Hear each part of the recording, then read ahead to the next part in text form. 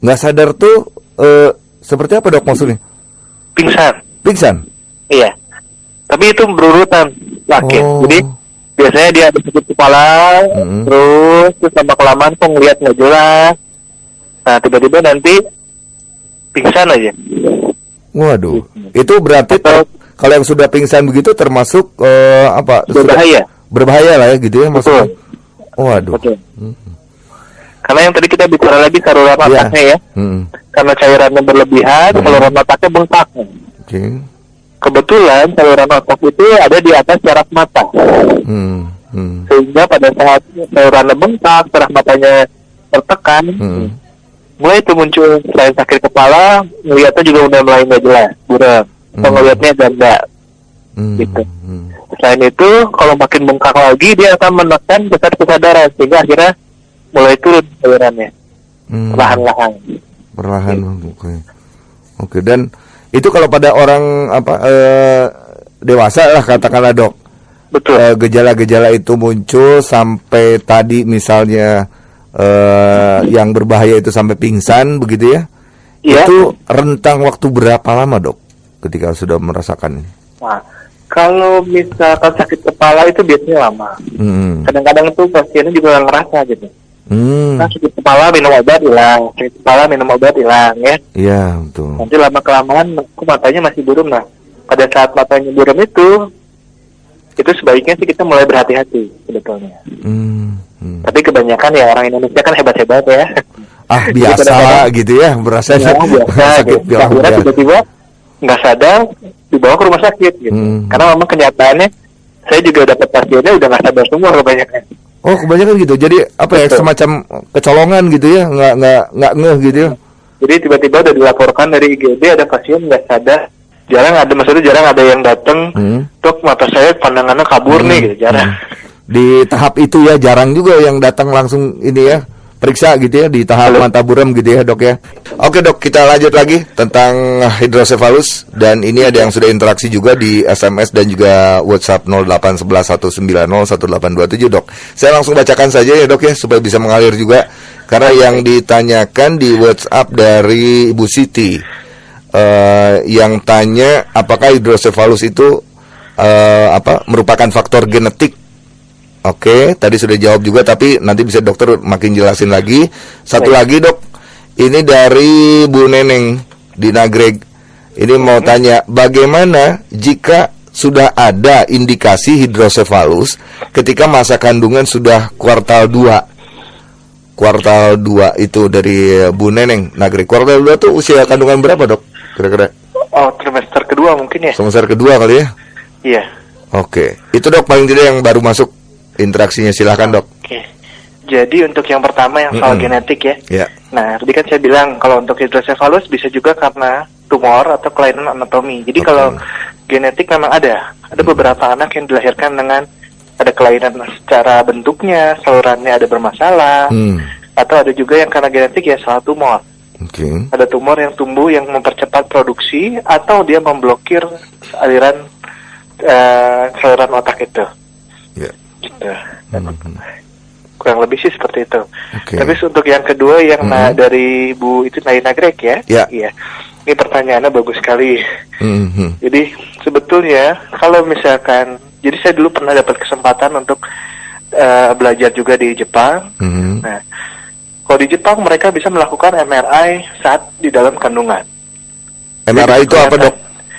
Magnetic Resonance Imaging. Jadi kayak CT scan tapi lebih canggih. Biasanya itu dipakai buat yang tulang belakang atau buat tumor. Nah, dia bisa melakukan MRI saat di dalam kandungan, jadi bisa ketahuan apakah ada hidrosefalus atau tidak. Nah, kalau di luar negeri memang ada pilihan untuk determinasi atau digugurkan sesuai dengan keinginan keluarga, atau tetap dilahirkan seperti dengan apa adanya. Dengan risiko kondisi itu tadi ya, kepala besar. Kalau hidrosefalus yang jadi masalah apa? Saluran otaknya bengkak, sehingga otak itu tidak bisa berkembang. Jadi otak itu tidak bisa berkembang, apalagi kalau saat ada beberapa anak yang lahir dengan kondisi namanya hidrancephaly. Itu beda lagi dengan hidrosefalus. Oh, bedanya apa dok?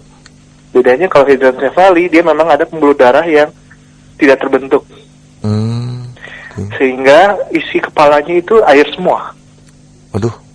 Jadi kalau misalkan ada yang bilang tidak ada otak, ya itu benar. Tapi itu memang dapat secara genetik dia lahir tanpa ada otak bagian atas.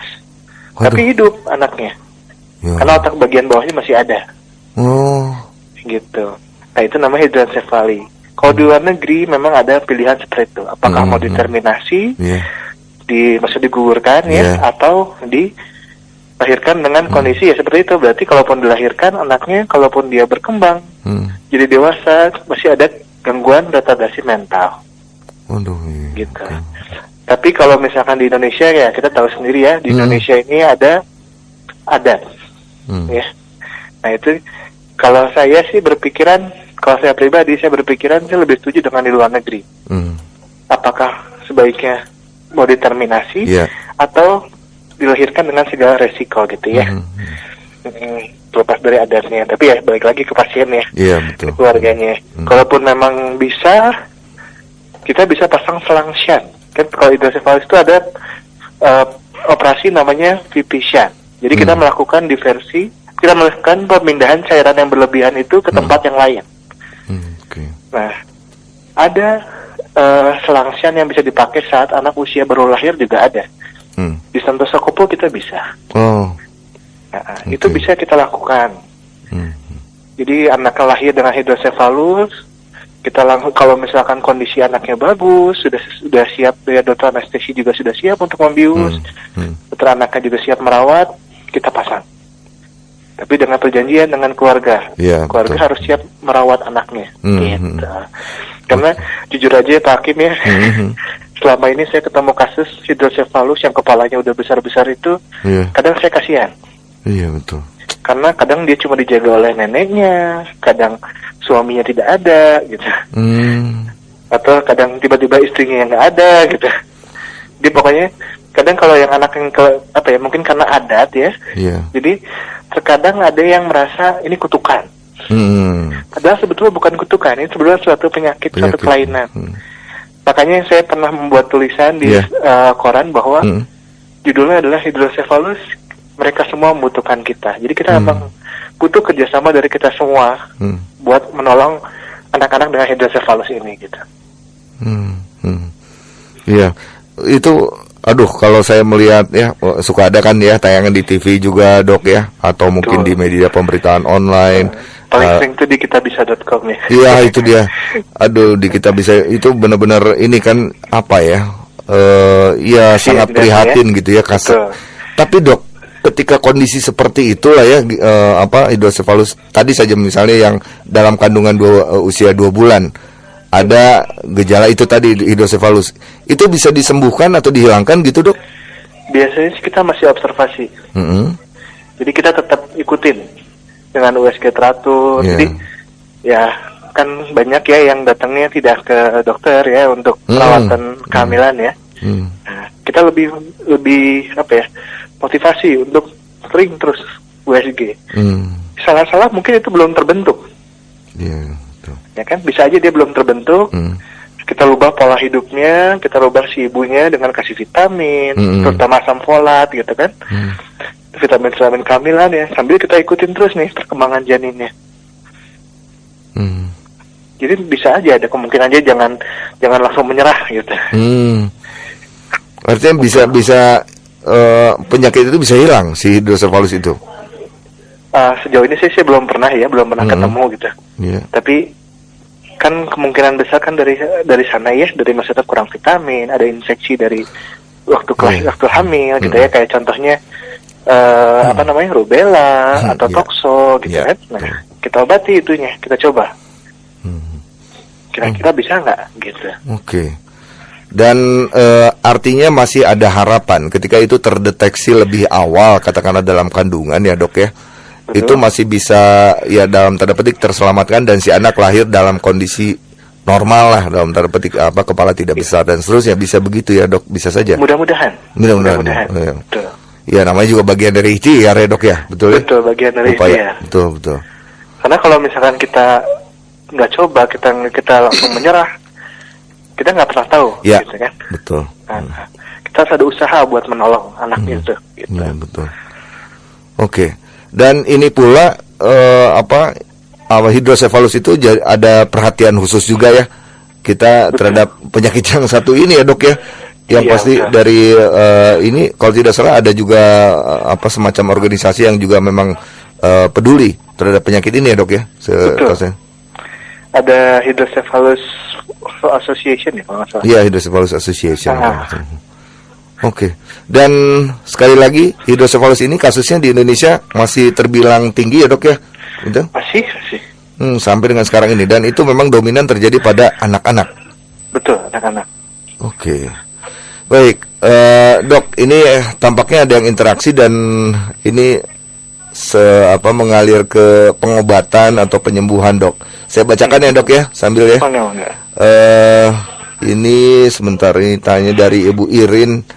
Tanya, anak saya lahir dengan ukuran kepala 40 cm, tapi sekarang udah agak mengecil dan menyusunya pun doyan banget. Apakah anak saya menderita hidrosefalus? Nah, 40 cm. 40 cm ya, tapi sekarang sudah mengecil. Ya. Kalau saran saya, kan ibunya pasti ke Bu Irin ini pasti kan ke posyandu ya. Ya, betul. Ke posyandu, lebih rutin ke posyandu. Ukur lingkar kepalanya lagi, catat. Saya nggak tahu sekarang usianya berapa ya. Iya ya, ini nggak disebutin aja. Dia nggak menyebutkan usianya. Iya. Tapi kalau memang ada yang seperti itu, nah kita USG dulu deh. Saya USG dulu. Karena kan USG radiasinya lebih kecil ya.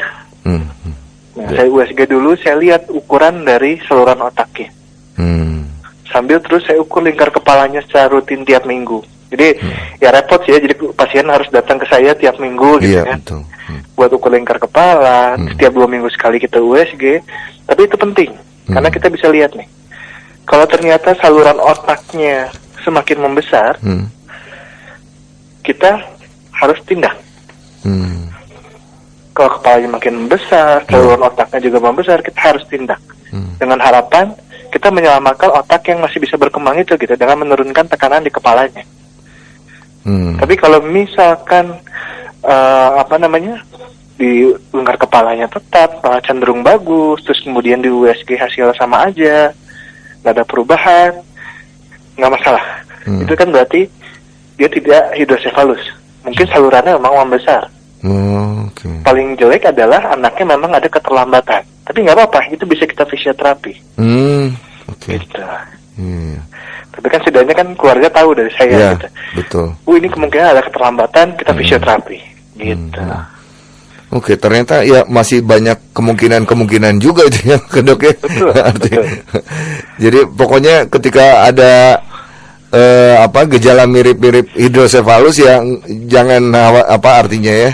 Jangan terlalu down juga begitulah, Dok ya, apalagi orang tua begitu ya. Tetap semangat saja dulu ya, sampai bisa ditemukan juga solusi yang bisa diambil begitu, Dok ya. Betul. Artinya katakanlah anak yang terkena hidrosefalus ini artinya? Apakah tadi kalau dokter sampaikan itu harus dilakukan tindakan gitu ya? Kalau nggak salah tadi, itu tindakannya seperti apa maksudnya, Dok? Tindakannya itu kita namanya yang paling umum dilakukan itu adalah dia bisa ada 2 tahap. Yaitu satu pakai endoskopik, tapi itu selektif sekali.